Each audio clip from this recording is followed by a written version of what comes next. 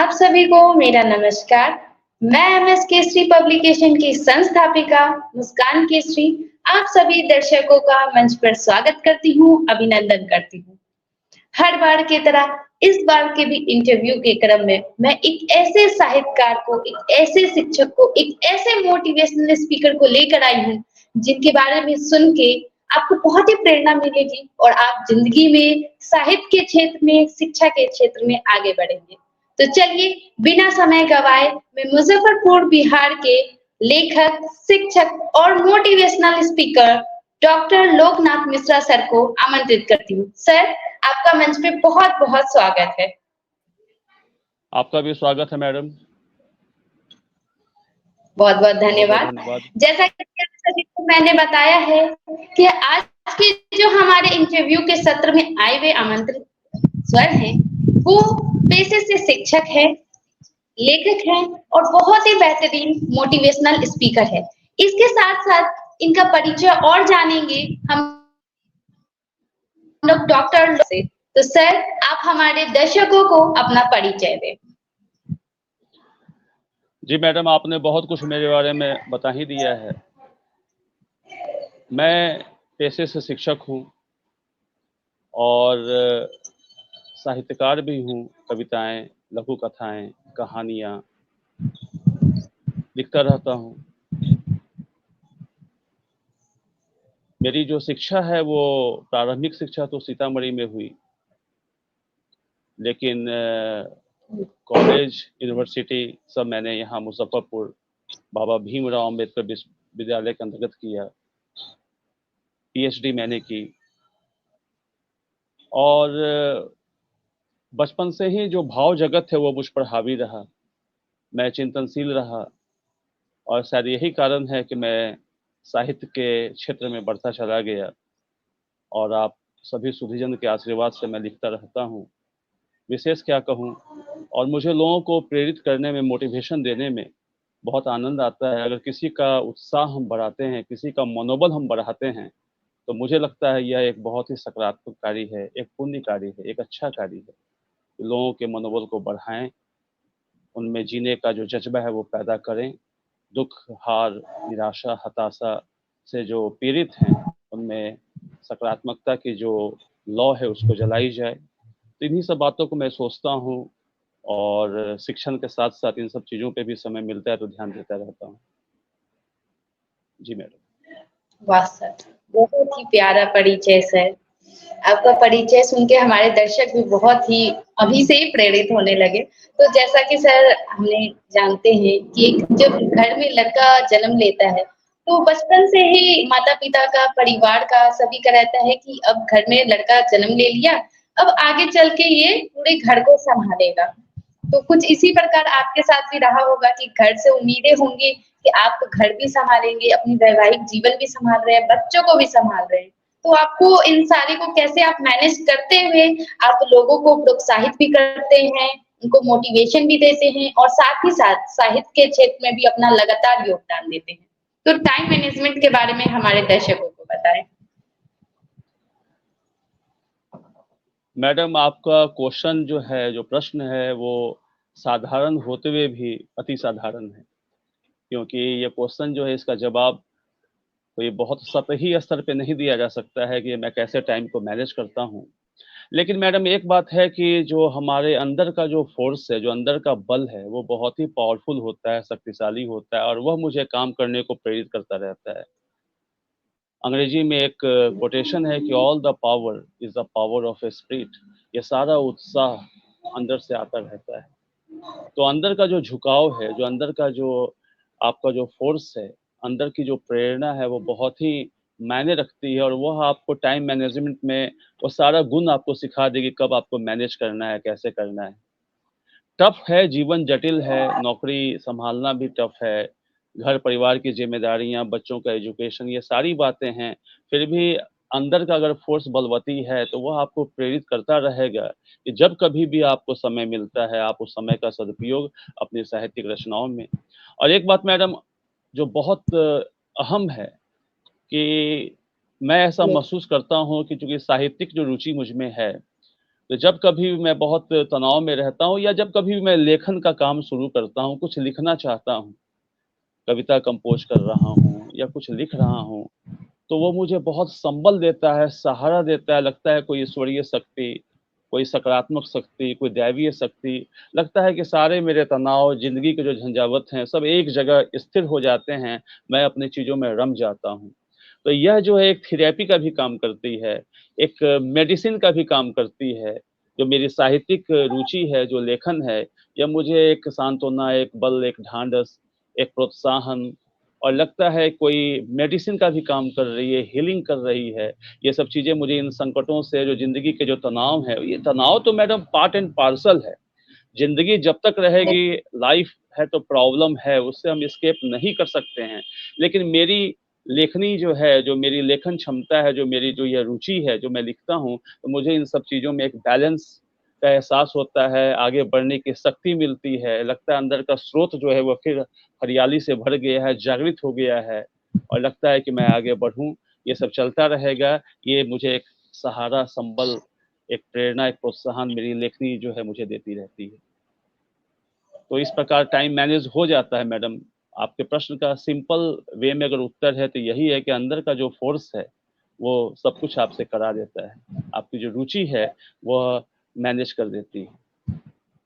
वाह सर, बहुत ही प्यारा आपने उत्तर दिया और हमारे दर्शक भी जितने भी हैं, वो आप अगर किसी चीज़ में, किसी भी क्षेत्र में, ज़रूरी नहीं है आप साहित्य के ही क्षेत्र में आएँ, अगर आपको कला के बिल्कुल, क्षेत्र में या बिल्कुल। शिक्षा किसी भी क्षेत्र में अगर आपको रुचि है, तो वो आपको एक अलग ही मनोबल देगा और उस काम को आप कर पाएँगे और जिस लक्ष्य पे आप जाना चाहते हैं, उस लक्ष्य भी तक पहुँच जाते हैं। तो बहुत ही बिल्कुल, प्यारा बिल्कुल सर मैडम, सच बिल्कुल। में हमारे युवाओं को। अब जी। सर जैसा कि हम सभी जानते हैं कि आप अंग्रेजी विषय के शिक्षक हैं। तो मेरा यहाँ पे प्रश्न होगा कि आज के बहुत सारे जो युवा विद्यार्थी होते हैं, वो कहते हैं कि मैं शुरू से तो इंग्लिश मीडियम में पढ़ा हूँ, मैं इतना अच्छा इंग्लिश बोल सकता हूँ, मैं कैसे साहित्य में जाऊँ? तो उन बच्चों के लिए आप क्या कहना चाहेंगे? मैडम भाषा कोई भी हो लेकिन आपकी संवेदना जो है वो सर्वोपरि है और साहित्यकार बिल्कुल, तो संवेदनशील होता ही है। दूसरी बात है कि जैसा आपने कहा कि मैं अंग्रेजी भाषा का शिक्षक हूँ, ज़ाहिर है मैंने अपना ऑनर्स है, जो प्रतिष्ठा है या जो मास्टर ऑफ आर्ट्स है, ये सब मैंने अंग्रेजी में ही किया, पीएचडी अंग्रेजी में की मैंने।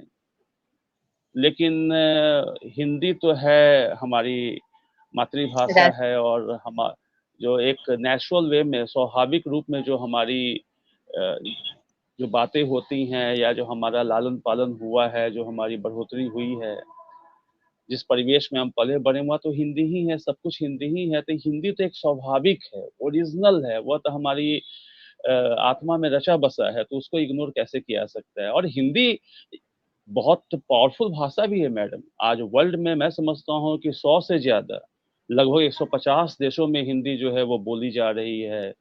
हिंदी का बाज़ार पे भी पकड़ है। हिंदी में बहुत सारी रचनाएँ अनवरत लिखी जा रही हैं।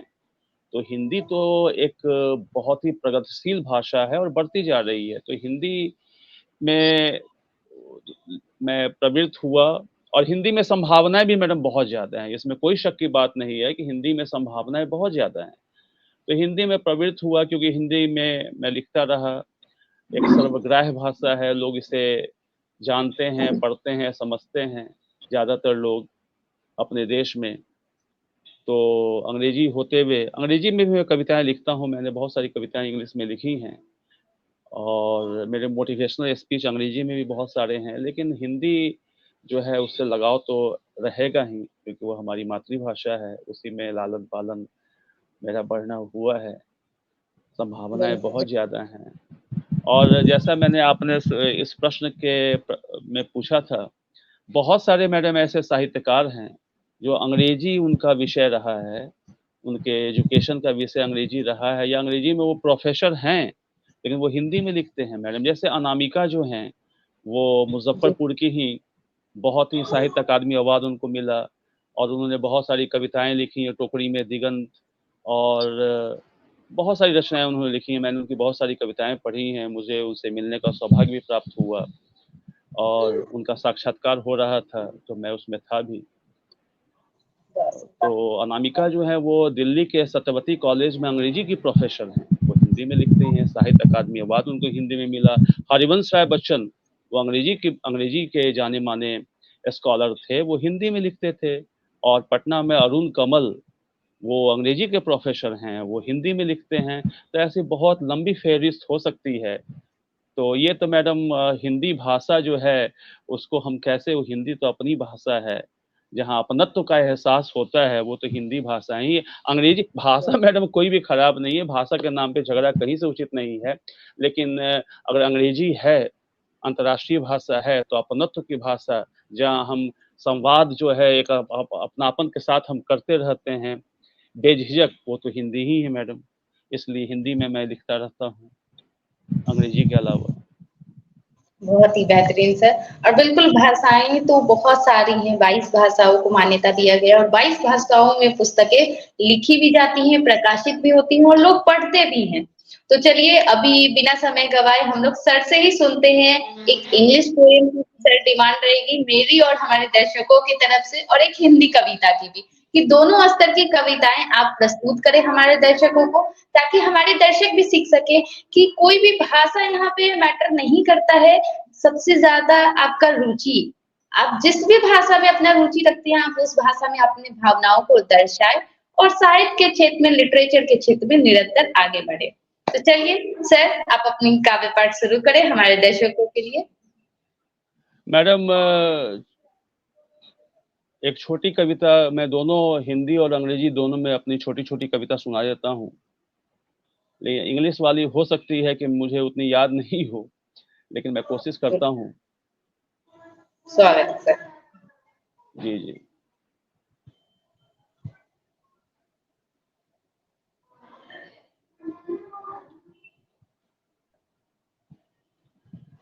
इंग्लिश की कविता है, When the lights are cut off and breakdown of electricity, I will light a candle and I will shone in my own light.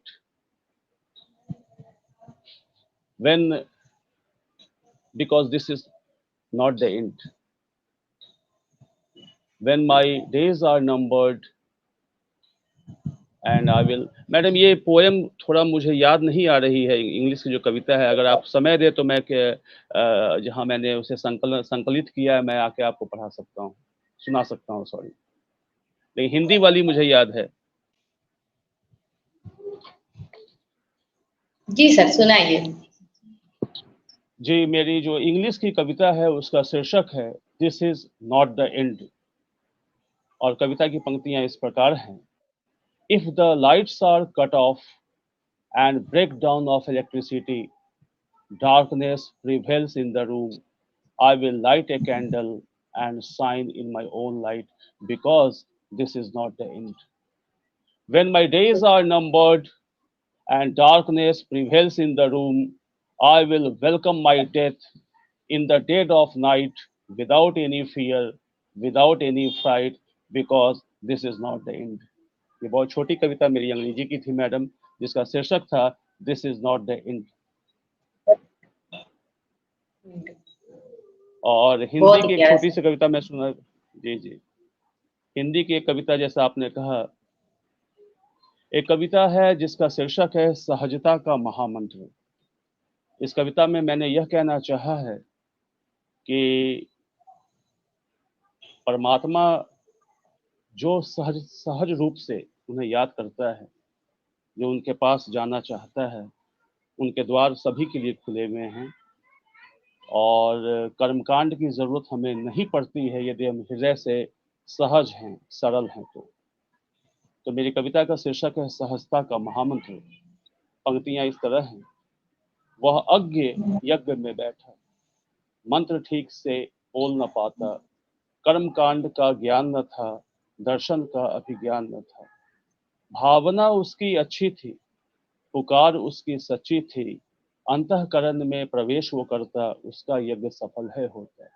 वह अज्ञ यज्ञ में बैठा, मंत्र ठीक से बोल न पाता, कर्म कांड का ज्ञान न था, दर्शन का भी ज्ञान न था। भावना उसकी अच्छी थी, पुकार उसकी सच्ची थी, अंतःकरण में प्रवेश वो करता, उसका यज्ञ सफल है होता।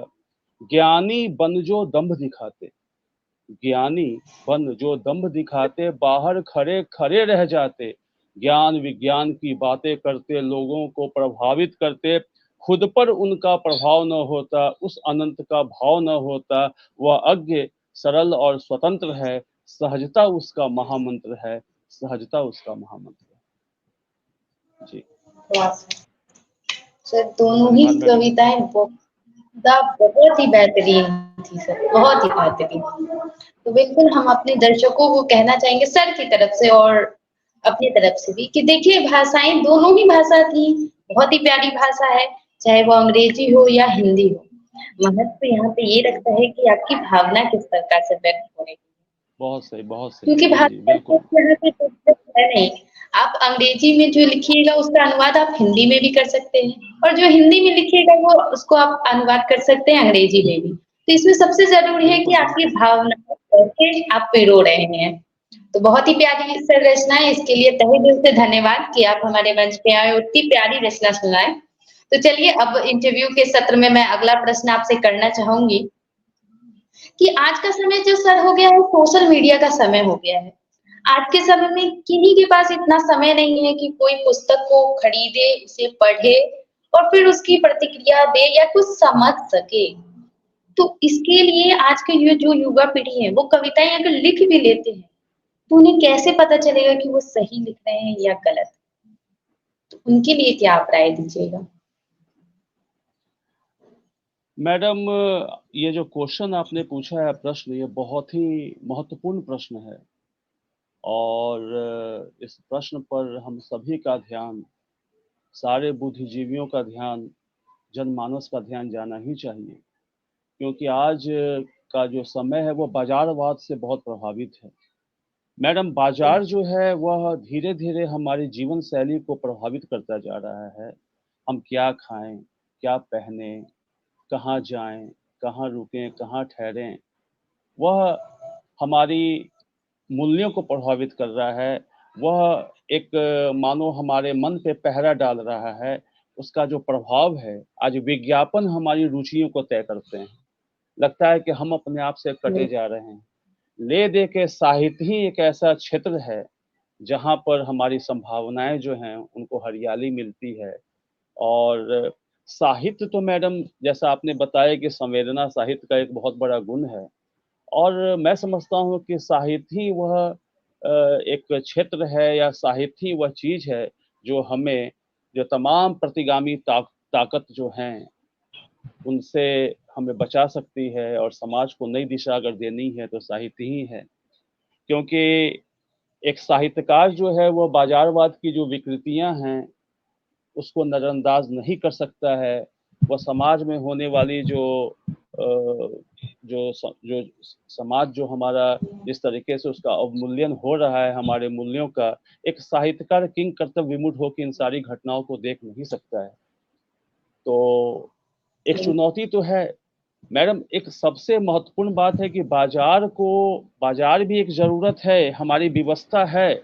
लेकिन हम बाजार के होके रह जाएं और हमारा जो है, जो हमारा चेतना है वो उसका स्तर कम होता चला जाए। हमारी संवेदना जो है, हम मशीन नहीं है, हम सामाजिक हैं और हम भावनात्मक भी हैं। जो ह्यूमन बींग्स होते हैं, they are not only social beings, they are emotional beings.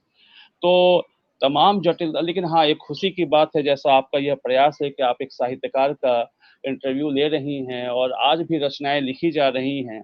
तमाम जटिलताओं के बावजूद भी जो कविताएं हैं कभी भी वो अवरुद्ध नहीं हुई, साहित्यकार लिख रहे हैं। और ऐसे में आप सभी लोगों का जो ऐसे कार्यक्रमों को जो सुचारू रूप से जो जैसा मैंने सुना है कि आप हर महीने की 5 और 6 तारीख को आप काव्य गोष्ठी का ऑनलाइन प्रोग्राम करवाती हैं, और मैं शायद एक बार मैं आपके कार्यक्रम में भी एक बार मुख्य अतिथि के रूप में मैंने भाग लिया था। तो इन संस्थापकों का और संस्थापिकाओं का भी बहुत बड़ा योगदान है कि वो ऐसी प्रतिगामी ताकतों के विरुद्ध, इन चुनौतियों के विरुद्ध, इन जटिलताओं के बीच में रहते हुए भी वो एक संदेश देते रहें, हमारी चेतनाओं को आगे बढ़ाने में उनका प्रयास होता रहे। हम साहित्यकारों का और संस्थापकों का सभी का अपना अपना रोल है।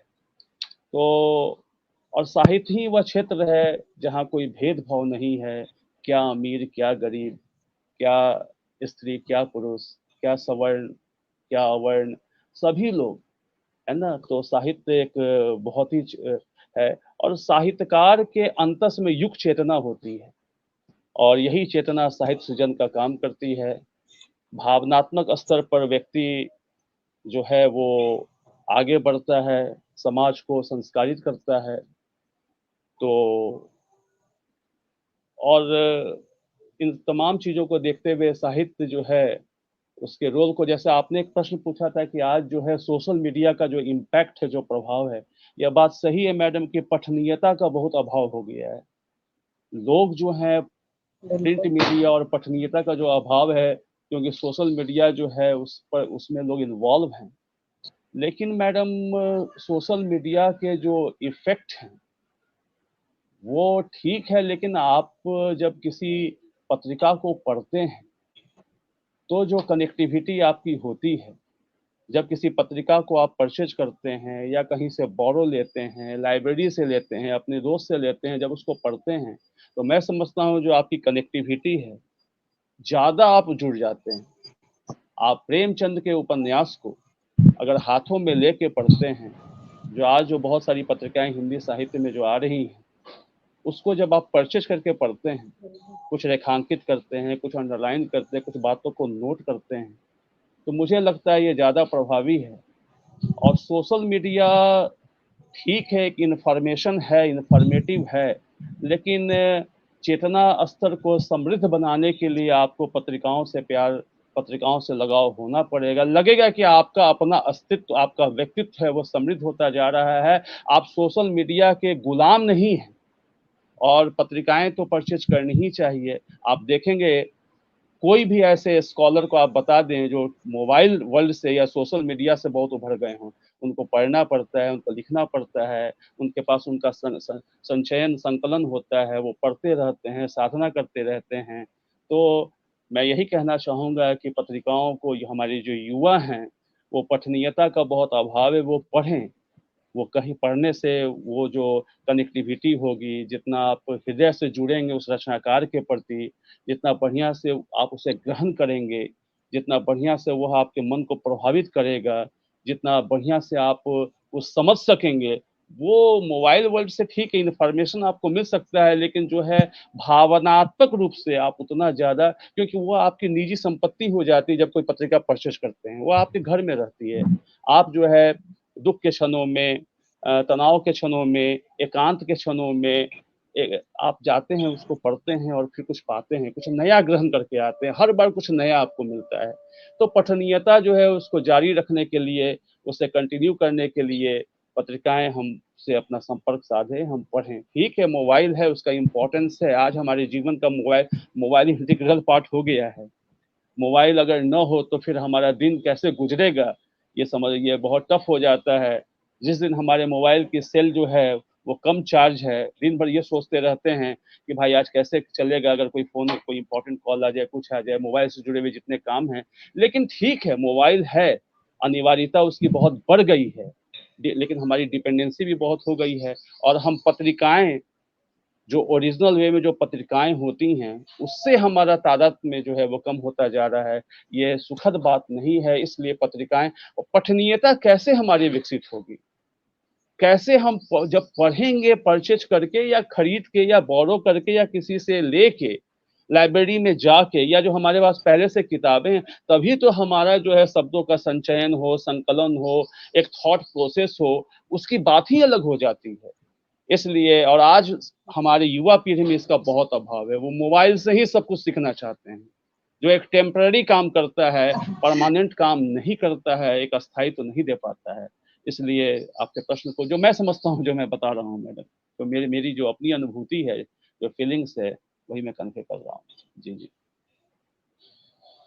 बहुत ही प्यारा। और बिल्कुल अस्थायी रूप से आप थोड़ी देर के लिए सोशल मीडिया पे बिल्कुल सीख सकते हैं, मगर वो आप वहीं तक सीख कर भूल जाएँगे। फिर कुछ दिन के बाद आप उस वीडियो को शायद आप खोजते रह जाएँ, आपको वो मिले ना। मगर जब आप एक बार बुक खरीद के ले आते हैं कहीं से भी, तो वो आपके पास रहेगा। और जब एक परिवार में एक बुक आ जाता है ना, तो ऐसा हो नहीं सकता कि उस परिवार का कोई सदस्य उस बुक को दोबारा छुए ना। तो ये बहुत बड़ी बात है, अगर आप अपने घर में बुक लाएँगे, उसे पढ़ेंगे, तो आपसे जो छोटे होंगे वो देखेंगे कि अरे! मेरे भैया या मेरी दीदी, मेरे पापा, मेरी मम्मी ये बुक को पढ़ रहे हैं, इसमें क्या ख़ास है? फिर वो पढ़ेंगे, बिल्कुल, फिर वो पढ़ेंगे, तो इस तरह से क्या होगा कि ये जो चीज़ है, हमारा साहित्य, वो विलुप्त भी नहीं होगा और ये निरंतर हमारे अगले जनरेशन को तैयार करेगा और साहित्य के क्षेत्र में और उत्कृष्ट काम करेगा। बहुत ही प्यारा सर संदेश दिए हैं हमारे दर्शकों को। अब मैं आपसे अंतिम प्रश्न आज का पूछना चाहूँगी कि सर आप ये हमें बताएँ कि जैसे कि बहुत सारे लोग कहते हैं कि आज की युवा पीढ़ी जो है बहुत कुछ भूल रही है और सही बात है कि बहुत कुछ वो नहीं जान पा रही है। तो इसकी क्या वजह हो सकती है कि आज की युवा पीढ़ी क्यों नहीं पहले की तरह कविताएँ, कहानियाँ लिख पा रही हैं, जो पहले लिख चुकी गई हैं। वो अगर पुस्तक पढ़ भी लेते हैं, फिर भी उनसे कुछ न कुछ गलतियाँ रह जाती हैं। तो वो कैसे अपनी गलतियों को सुधार करें? और आज का जो समय है वो अनगिनत संस्थाएँ खुल जाती हैं, जो नई युवा पीढ़ी हो तो उन्हें पता भी नहीं चलता कि कौन-सा मंच सही है और कौन-सा गलत। तो वो किसी भी मंच पे जुड़ के और वो गलत ही शिक्षा लेना शुरू कर देते हैं। तो इन दोनों बातों को ध्यान में रखते हुए आप हमारे दर्शकों को अपना संदेश दें। जी मैडम, इसका उत्तर जो है और बहुत ही महत्वपूर्ण प्रश्न आप कर रही हैं, इसके लिए आपका धन्यवाद। एक तो है पठनीयता का अभाव है, दूसरी बात है जो हमारी युवा पीढ़ी है बहुत ही फ़ास्ट है, बहुत ही फ़ास्ट वर्ल्ड में रह रही है और सब कुछ वो रेडीमेड चाहती है। मैडम, हुँ, अध्ययन तो एक तप है। मेरे जो ग्रैंडफ़ादर थे वो कहा करते थे बार-बार, "बालका नाम अध्ययनम तपः", बालक के लिए अध्ययन ही तप है। तो मैडम, बिना अध्ययन के, बिना चिंतन के हमारी भाषा तो समृद्ध हो नहीं सकती है। और जो अभी का जो मैडम जो वर्ल्ड है, उसमें जैसा मैंने बताया जो वर्चुअल वर्ल्ड हो गया है, आभासी संसार है, मोबाइल है, फ़ेसबुक है, इंस्टाग्राम है और भी बहुत सारे सोशल मीडिया ऐप्स हैं। विज्ञापन हमारी रुचियों को तय कर रहे हैं। फ़िल्म जो है बॉलीवुड हो या हॉलीवुड हो, ये सब का जो प्रभाव है, मॉल कल्चर जो है बहुत डेवलप कर गया है। तो इन सब का प्रभाव जो है वो बहुत ज़्यादा है और दुःख इस बात की है कि हम अपने आप से कट रहे हैं।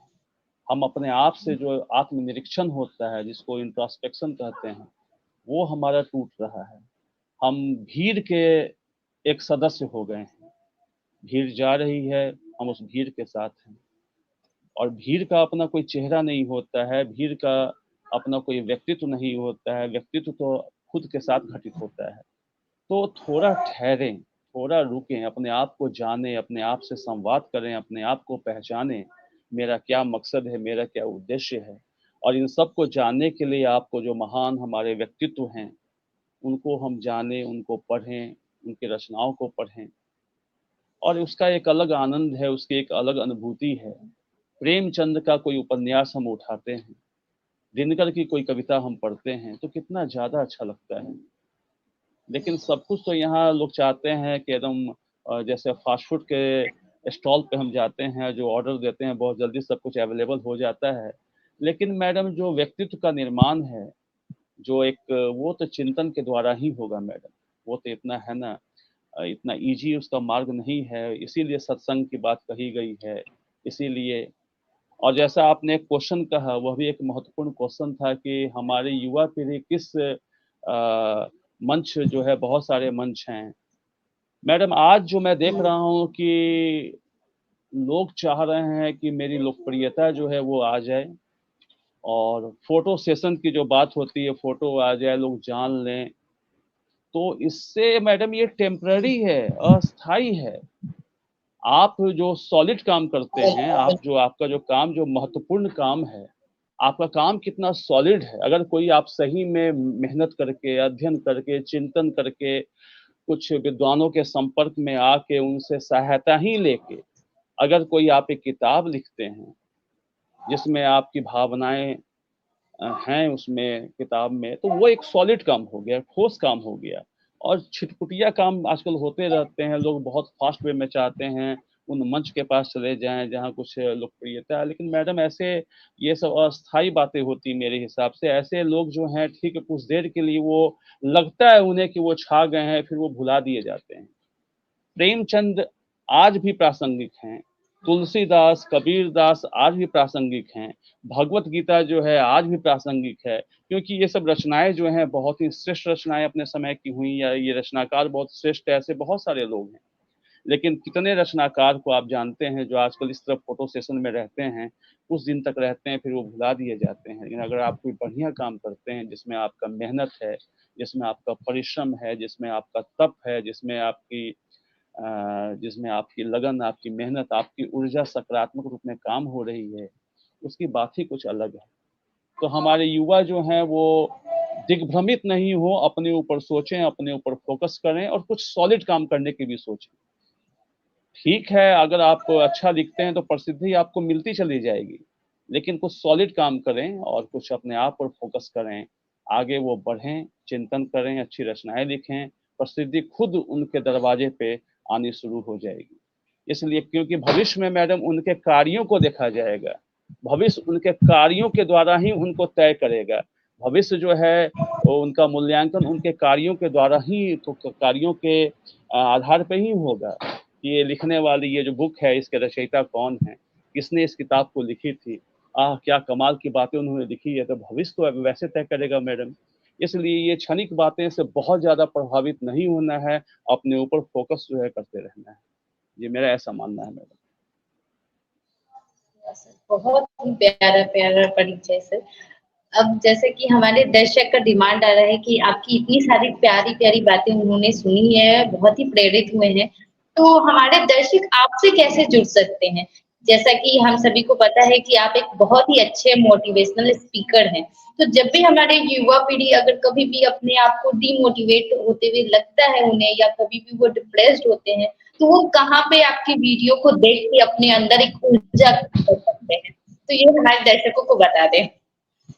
जी मैडम, मैं कोई बहुत प्रोफेशनल तो नहीं हूँ, लेकिन यदा-कदा मैं जो है मोटिवेशनल वीडियोज़ बनाता रहता हूँ। और ऐसे तो मैडम मैं अपने संपर्क में जो भी आते हैं, मैं उनको मोटिवेट करता रहता हूँ, मुझे खुद इसमें आनंद आता है। मैडम एक बहुत ज़रूरी बात, यदि आप किसी का मनोबल बढ़ाते हैं, तो आपका खुद का भी बल बढ़ता है। जब किसी को आप खुश करते हैं, तो आप देखेंगे उस समय आप में खुद खुशी का संचार होता है। ये बड़ा ही एक साइकोलॉजिकल फैक्ट है मैडम। जब किसी का आप भला करते हैं तो आपका भी भला होता है। किसी का मनोबल बढ़ाएँ, आपका बल बढ़ेगा, किसी को खुशी दें। ख़ैर मैडम ये बातें तो अपनी जगह पे हैं। मेरा मैडम नीचे एक आ रहा है, मेरे life awakening with doctor Alan Mishra, ये मेरे यूट्यूब चैनल का नाम है। तो अगर इसको आप टाइप करेंगे यूट्यूब में जाके, तो बस मेरा चैनल खुल जाएगा। ये नीचे जो कैप्शन आ रहा है life awakening with doctor Alan Mishra, ये मेरे यूट्यूब चैनल का नाम है मैडम। मैं उसी से जुड़ गया हूँ। बिल्कुल। हमारे दर्शक बिल्कुल भी परेशान ना हो। डॉक्टर लोकनाथ मिश्रा सर मुजफ्फरपुर बिहार से हैं और सर की यूट्यूब चैनल है life awakening with doctor Alan Mishra. आप ये यूट्यूब पे सर्च करेंगे, आपको ऑटोमेटिकली सर की आईडी दिख जाएगी। आप सर को सब्सक्राइब करें और सर की अनगिनत वीडियोस को देखें और अपने अंदर ऊर्जा भरें और निरंतर कार्य करते रहें। जिस भी क्षेत्र में आप जाना चाहते हैं उसके लिए कार्य करें और बिल्कुल अस्थायी रूप से कोई कार्य ना करे, ऐसा कार्य करे जो अस्थायी रूप से हो और आपकी जान पहचान यूं ही बढ़ जाएगी। तो चलिए सर, इतनी आधे घंटे से आपसे लगातार हमारी बात हो रही है, हमारे दर्शक भी आपको लगातार सुन रहे थे, तो आप हमारे दर्शकों के लिए क्या कहना चाहेंगे? मैडम खुश रहने का प्रयास करें। परिस्थितियां चाहे कुछ भी हो, जीवन में हमेशा आगे बढ़ना होता है। लाइफ नीड्स एक्सपेंशन, जिंदगी विस्तार का नाम है। जिंदगी विस्तार चाहती, पंखों में फैलाव चाहती। तो प्रतिकूल परिस्थितियां आएंगी, समस्याएं हैं, वो जीवन को आगे बढ़ते रहना है, कहीं फंस नहीं जाना है, स्टक नहीं हो जाना है, रुक नहीं जाना है। और दूसरे कोई क्या कहते हैं वो आपका, वो कोई बात नहीं है। हर लोग, आप किसी दूसरे की भावनाओं को उनके चेंज नहीं कर सकते हैं, वो उनका थॉट है। उनका परसेप्शन है, उनके विचार हैं। आप अपना काम करते रहें, अपने आप पर फोकस करें और आगे बढ़ते रहें। परिस्थितियाँ चाहे जो भी हो, आप आगे बढ़ें, हमेशा बढ़ें। तो यही मेन चीज़ है, ज़िंदगी आगे बढ़ने का नाम है, हर परिस्थिति में आगे बढ़ें। जब आप आगे बढ़ेंगे तो आपका बल जो है, मनोबल है, बढ़ता चला जाएगा। क्योंकि आगे बढ़ने का निरंतरता जो है लाइफ में होती रहे। जब तक रहें आगे बढ़ते रहें और अपने संपर्क में आने वाले लोगों का मनोबल बढ़ाते रहें, उन्हें इंस्पायर करते रहें, तो इस प्रकार आप उनके दिल में भी जगह बनाते रहेंगे। जी, जी। बहुत बहुत धन्यवाद सर आपका। आपने हमारे साथ लगभग आधे घंटे का इंटरव्यू का सत्र पूरा किया और बहुत बहुत धन्यवाद तमाम दर्शकों के लिए जिन्होंने इस वीडियो को इतना सारा प्यार किया। इसी तरह आप इस वीडियो को लाइक, कमेंट एंड सब्सक्राइब करें और शेयर करना भी बिल्कुल ना भूलें, क्योंकि बहुत सारी उम्दा बातें सर ने बताई है आज के युवाओं पीढ़ी के लिए। आज की जो समस्याएं हैं, जो साहित्य के क्षेत्र है, उन सभी को लेते हुए सर ने बहुत ही संक्षिप्त में बहुत ही अच्छा वर्णन किया है। तो इस वीडियो को शेयर करना तो बिल्कुल भी ना भूलें। और हर बार की तरह मैं अगली बार भी आपसे यूं ही मुलाकात करूंगी एक नए साहित्यकार से लेकर। उनके व्यक्तित्व को, उनके परिचय को, उनकी भावनाओं को सुनेंगे हम लोग। तब तक आप सभी को मेरा तहे दिल से धन्यवाद। सभी को मेरा नमस्कार।